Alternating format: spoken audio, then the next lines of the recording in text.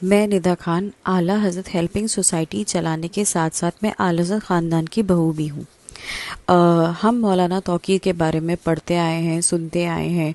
उन्होंने बहुत सारे धरने प्रदर्शन किए हैं सीए को लेके, एनआरसी को लेके, और आए दिन वो हिंदू मुस्लिम दो पक्षों को भिड़वाने के लिए उन्होंने बहुत ज़्यादा कारगर धरने किए हैं। जो उनका लास्ट धरना हुआ था उसमें दो पक्ष आपस में भिड़ भी गए थे। लेकिन हम सबको पता है यहाँ यूपी गवर्नमेंट बीजेपी गवर्नमेंट है, जिसकी वजह से लॉ एंड ऑर्डर बहुत ज़्यादा सख्त है। कई बार उनकी कोशिशें ये नाकाम रही हैं। लेकिन देखा जाए 2010 के दंगे जो हुए थे उसमें अब वो सीधे सीधे आरोपी हैं, और 3 गैर जमानती वारंट जारी होने के बावजूद तौकीर रज़ा खां बिल्कुल ही हिरासत में नहीं आए। वो गायब हैं। ठीक है, उनकी वीडियोस आती हैं जिसमें वो बिल्कुल ही ठीक आते हैं, लेकिन उनकी मेडिकल रिपोर्ट्स कभी भी बाहर नहीं आई हैं। सिर्फ बातें करने से कुछ नहीं होता, लेकिन मेडिकल रिपोर्ट्स अभी तक गायब है।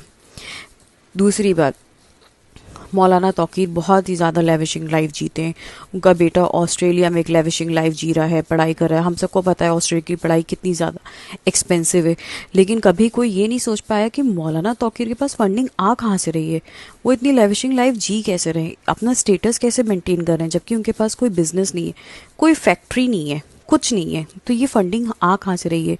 तो मैं अपनी गवर्नमेंट से रिक्वेस्ट करती हूँ कि ऐसे जो भी लोग हैं उनके ऊपर ईडी की जांच होनी चाहिए कि ये पैसा आ कहाँ से रहा है, ये फंडिंग कहाँ से आ रही है जो हमारे देश में नफरत पैदा कर रही है।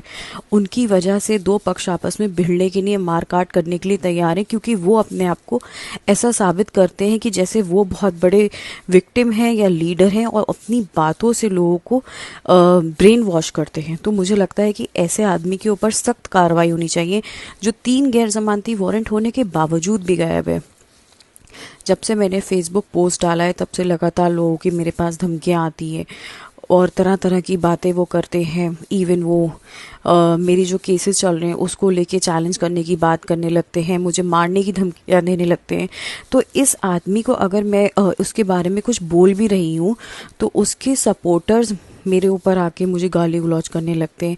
तो आप सोचिए, जो एक मास्टरमाइंड साबित हो चुका है कोर्ट के अकॉर्डिंगली, वो खुलेआम कोर्ट को भी उल्टा सीधा बोलता है। न्यायपालिका जिस पे हम सबका भरोसा है वो उसको भी उल्टा सीधा बोलता है, और आज तक कोई इसके बारे में बात करने को तैयार नहीं है कि मौलाना तौकीर के पास पैसा आ कहाँ से रहा है। जबकि हम सबको पता है कि उनके पास ना बिजनेस है, ना उनकी कोई फैक्ट्री है, ना वो कोई सर्विस करते हैं। स्टिल उनके पास बहुत लेविशिंग लाइफ है। विदाउट मतलब कोई फंडिंग तो है, जो कोई ऐसी जगह से फंडिंग हो रही है जिससे हमारे देश को नुकसान पहुंच सकता है या इंटरनली वो नुकसान पहुंचा रहा है।